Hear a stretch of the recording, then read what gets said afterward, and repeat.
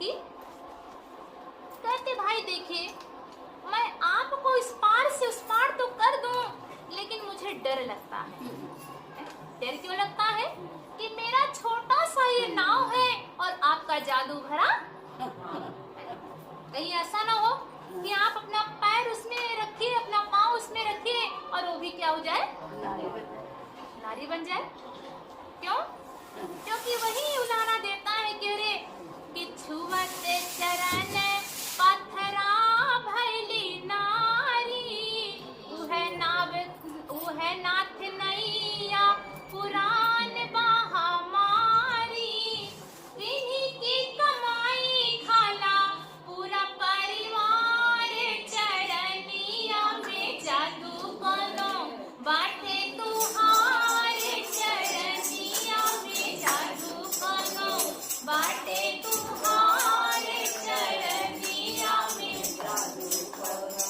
हे प्रभु, मैं आपको नौका पे बिठाऊंगा और बिठा के उस पार करूंगा। ए भाई अब क्या शर्त है? तब कहते हैं कि देखिए, एक छोटा सा काम आपको करना है कि पहले अपना चरण को धो करके मुझे चरणोदक दे दीजिए।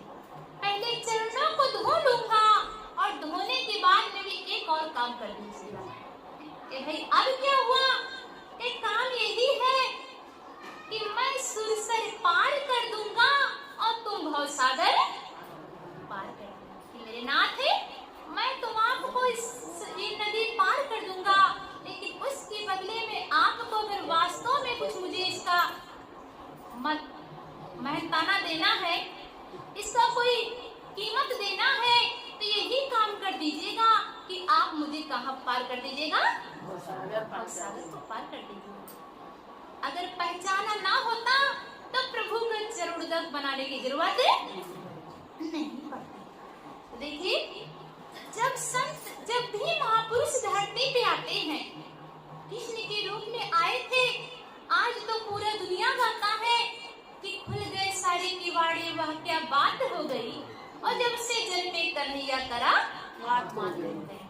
करा मात कैसे किए थे कि जैसे ही जन्म को लेते हैं, आज देखिए, एक व्यक्ति जब धरती पे आता है, धरती पे आने के बाद में अच्छा कर्म करता है या बुरा कर्म करता है, तब जाकर के उसके लिए क्या बनता है? जेल बनता है। लेकिन आज वही भगवान कृष्ण जो जन्म तो बाद में लिए, लेकिन जन्म के कई साल पहले ही उनके लिए जेल की व्यवस्था हो गई। हुई थी कि नहीं हुई थी? और जब जेल की व्यवस्था हुई थी तो कोई पड़ोसी गया था? कौन किए थे? अपने ही मामा किए थे। देखिए, उसके बाद भी जैसे प्रभु धरती पे आते हैं, ऐसी विचित्र लीला को दिखाते हैं कि सारे के सारे जितने भी बेड़ी थे अपने आप से ही खुल गया। जितने भी ताले थे, 7 ताले के अंदर बंद किए गए थे, फटाफट सारा ताला खुलता चला गया। वासुदेव जी नंद बाबा के गांव में उसको इतनी यमुना नदी को पार करके वहां पे पहुंचा के भी चले आते हैं, लेकिन जितने भी पहरेदार थे ऐसा सोते हैं जैसे कोई भांग की पकौड़ी खा ली। प्रभु लीला ही तो दिखाई दे ना, लेकिन लीला दिखाने के बाद में भी क्या लोग समझ गए थे कि नर नहीं बल्कि नारायण है? इतना ही नहीं, जब आगे नंद बाबा के गांव में गए, दूध पीते पीते ही अक्कासुर, बक्कासुर, पूतना जैसी राक्षसी का संहार कर डाले। काले नाग के ऊपर बैठ करके उसको नच डाले। पूरा गांव देखा था, लेकिन क्या लोग समझ गए थे कि नर नहीं बल्कि नारायण है? उस समय कोई समझा नहीं। लेकिन आज जब धरती को छोड़ करके चले गए, आज जब छोड़ करके चले जाते हैं संसार को, तो लोग उनकी फोटो को बना करके, लोग उनकी प्रतिमा को बना करके लोग महापुरुषों की आरती को उतारते हैं। लेकिन ये तो वही बात हो गया। कैसे? कहते भाई आरती तो जरूर उतारेंगे, लेकिन जो आप बात को समझा रहे हैं उस बात को हम समझने वाले किस प्रकार से? जैसे आपके 2 बच्चे, आप कहीं धूप से चल करके आ रहे हो, पानी पिला दो, बहुत गला सूख जाता। कहते हैं माँ रुकिए, पानी तो दूंगी लेकिन पहले मैं आपका क्या करूंगा, आरती उतारूंगा। दूसरा बच्चा उससे भी मांगे, वो तुरंत ही आकर के आपको आरती भले ही ना उतारे लेकिन आपको आकर के पानी पिला दे। दोनों में कौन अच्छा लगेगा? क्यों? आरती उतारने वाला अच्छा होना चाहिए। तो देखिए आप भी क्या करते हैं, आज का समाज भी क्या करता है, महापुरुषों की लोग आरती तो अवश्य उतारते हैं लेकिन जो मार्ग पे चलने के लिए कह रहे हैं उस मार्ग का लोग अनुसरण करना नहीं। यही कारण है आज मनुष्य सब कुछ करने के बाद में भी जहाँ उसको सुख की प्राप्ति होना चाहिए, दुख तो जरूर हासिल होता है लेकिन सुख की प्राप्ति होती नहीं। क्यों? क्योंकि जिस विधि और जिस रास्ते को अपनाने के लिए कहते हैं कृष्ण के रूप में भी आए। आने के बाद में जब महाभारत का युद्ध छिड़ा, महाभारत के युद्ध में एकमात्र अर्जुन को, इतनी बड़ी कौरवों की सेना है और इतनी बड़ी पांडवों की सेना है, युद्ध छिड़ चुका है। युद्ध के मैदान में भगवान कृष्ण अर्जुन को समझाते कि अर्जुन अगर वास्तव में तुम मुझे जानना चाहता है तो तुम किसी तत्वदर्शी महापुरुष की शरण में जाओ। और आगे क्या कहते हैं, तत्वदर्शी महापुरुष आगे कहते हैं अर्जुन उनके पास में जाना, वहां जाने के बाद में उनकी तुम पहले सेवा करना और जब तुम्हारी सेवा से प्रसन्न हो जाएंगे तब तुम ज्ञान के लिए प्रार्थना करना। अर्जुन मनी मन विचार करते हैं इतना बड़ा संसार है, मैं कहाँ ढूंढने के लिए जाऊं? अगर जो कृष्ण हमको ये बता रहे हैं कि समय के तत्वदर्शी महापुरुष की शरण में जाओ तो शायद हमको पहुंचा भी सकते हैं। जब चरणों में झुक जाते हैं, चरणों में झुक जाने के बाद में वही ज्ञान को जब कराते हैं, क्या देखते हैं कि वही कृष्ण जो बाहर खड़े हैं वही कृष्ण का हमारे अंदर भी।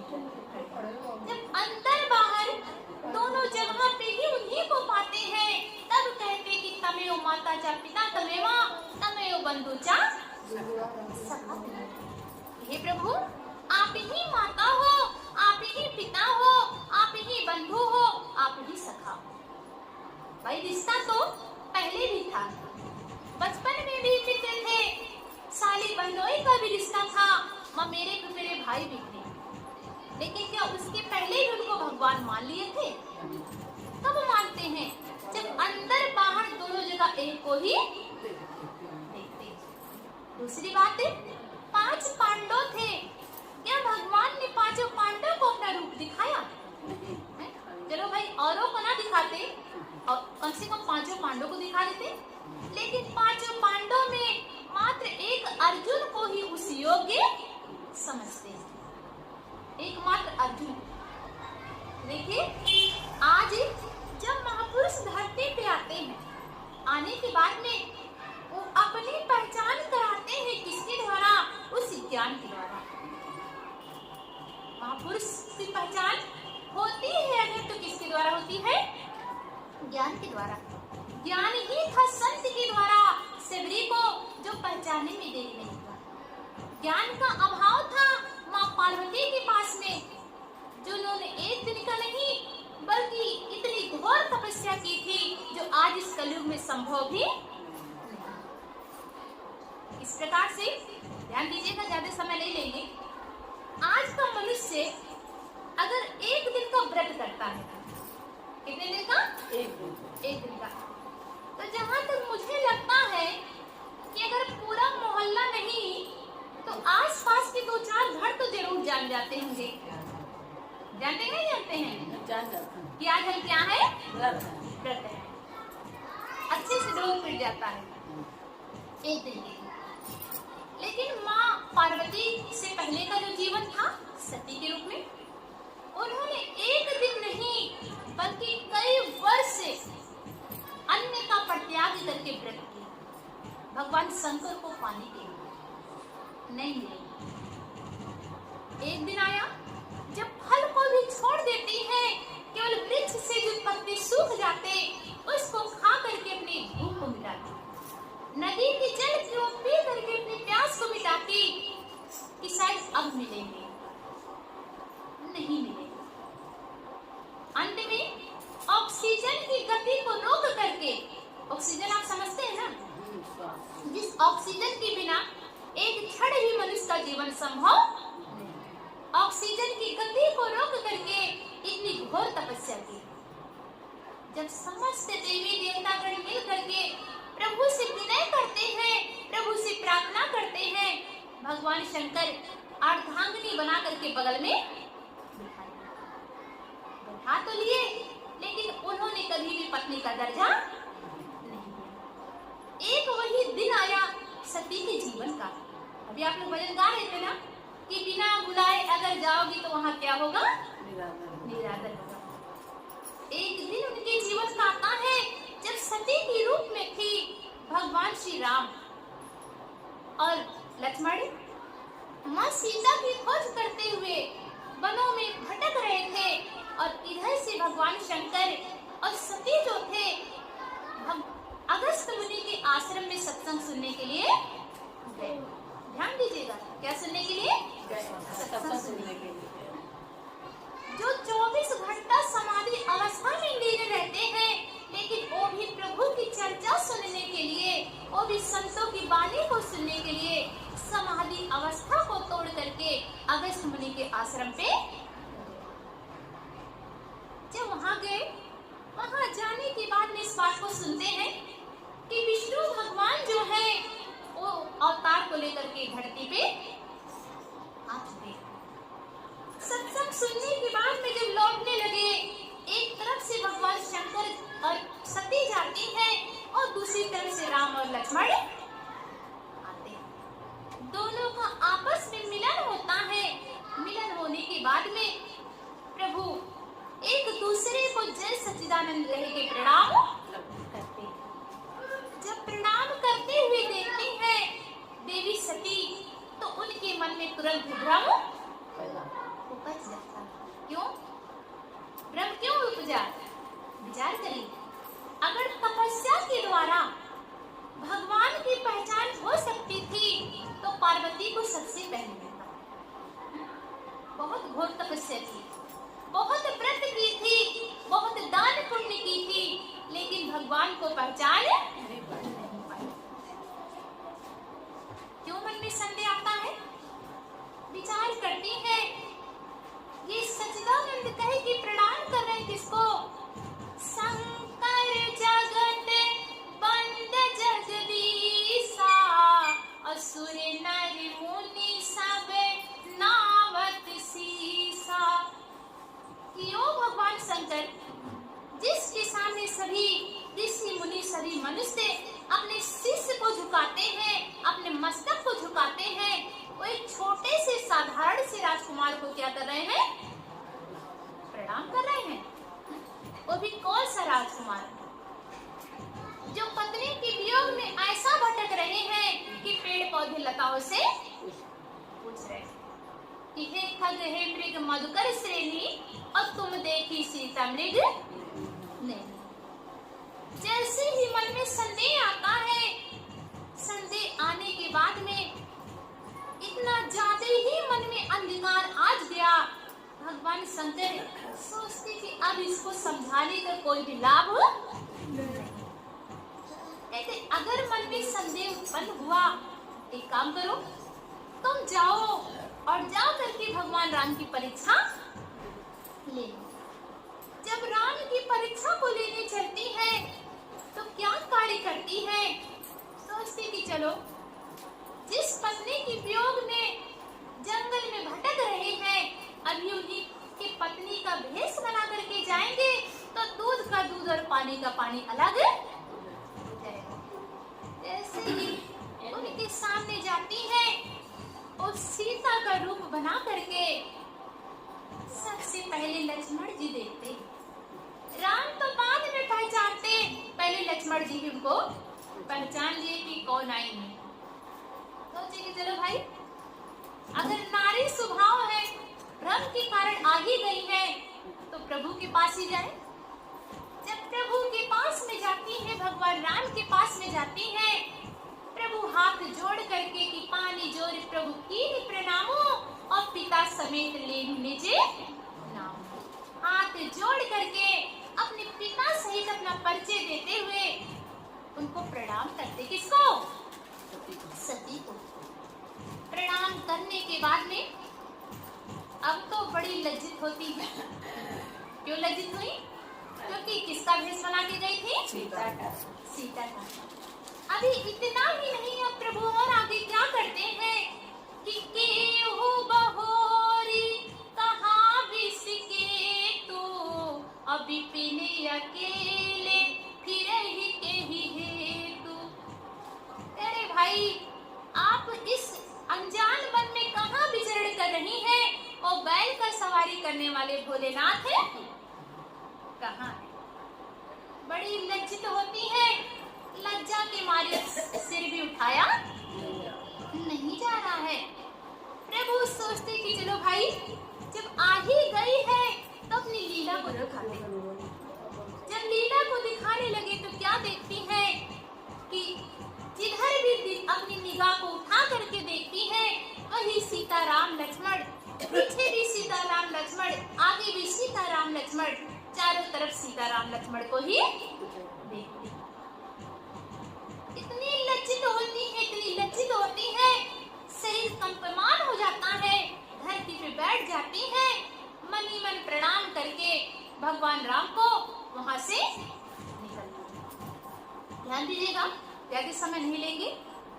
जब वहां से निकल गई, चलो राम को तो नहीं पहचानी थी, क्या अब तक शंकर जी को पहचान ली हो? लेकिन देखिए, राम तो दूर की चीज है। जिन भगवान शंकर के लिए इतनी तपस्या की है, जिनकी पत्नी बन करके बैठी है, उन शंकर को भी उन्होंने पहचाना नहीं। अगर पहचानी होती तो फिर कपट करने की जरूरत है। जब पहुंची भगवान शंकर के पास में, प्रभु एक बच्चे की भांति कुसला करके उनको पूछते हैं क्या? अरे है कि गई समीप महेश तब हंसी पूछत कुशलात, लीन परीक्षा कौन विधि कहूँ सत्य सब बात। जैसे घर में बच्चे होते हैं ना, उनसे कुछ उगलवाना होता है तो मीठ मीठ है, तो ऐसे प्रभु भी कि कैसे गई थी, कैसे परीक्षा निकल के आई थी, सारी बात बताओ। तुरंत पार्वती कपट करती है क्या कि कछु न परीक्षा लीन्हे गोसाई, अकीन्हे प्रणाम तुम्हारे ही नाई। कि हे गोसाई, मैंने कोई भी परीक्षा नहीं लिया है, आपकी तरह मैं भी प्रणाम करके चली आ रही हूँ। भगवान शंकर जैसे ही झूठ बोलती है, तुरंत समझ लिए अगर प्रणाम ही करना होता तो उसी समय कर ली होती, अलग से जाने की कोई जरूरत नहीं थी। अगर प्रणाम ही करना होता उसी समय हो जाता। अब चलो भाई, कैसे इनकी बात को जाना जाए। जब भगवान शंकर अपनी भृगुटी को संभालते हैं, तब समझ में आए कि अरे ये तो जिसकी मैं पूजा करता हूँ, जिनको मैं प्रणाम करके आ रहा हूँ, ये उनको क्या बन करके गई थी? पत्नी बन करके गई। तब शंकर देखऊं धरि ध्याना, और सती जो कीन्हे चरित सब जाना। जब अपने भृगुटी को संभालते हैं, अपने ध्यान अवस्था में जाते हैं, तो सती का सारा चरित्र को समझ में आ गया। जब सारा चरित्र समझ में आ जाता है, उसी दिन परित्याग कर दिए। परित्याग करने की वजह से ही अपने पिता के यहाँ पे बिना बुलाए विचार करिए कि जिनके अंग संग में बैठ रही हैं, जिनके लिए इतनी तपस्या की है, लेकिन जब तक संत की शरण में नहीं गई तब तक उनको पहचाने। प्यारी बहनों, आज बहुत खुशी की बात है बहुत सुंदर आपको परमात्मा ने जीवन दिया है और जीवन देने के साथ में आज ढूंढने की आपको जरूरत नहीं है। आज हम सभी के राम कहाँ है? हमारे अंदर।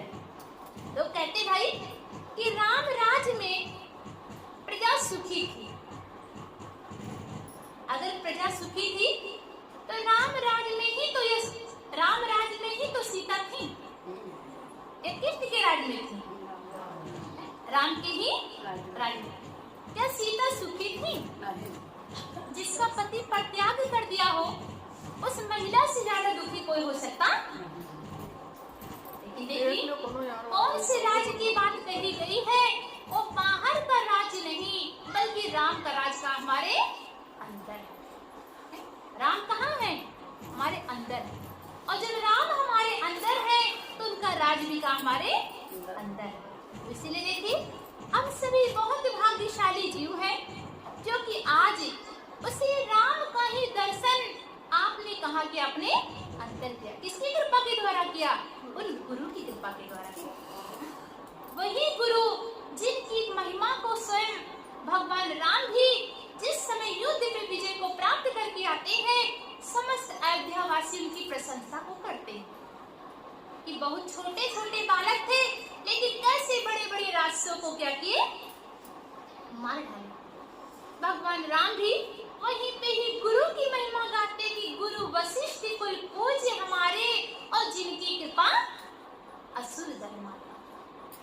विचार करिए जो साक्षात नारायण के अवतार थे, स्वयं परमात्मा के अवतार थे, लेकिन अवतार होने के बाद में भी उन्होंने पग पग में किसकी सेवा की है?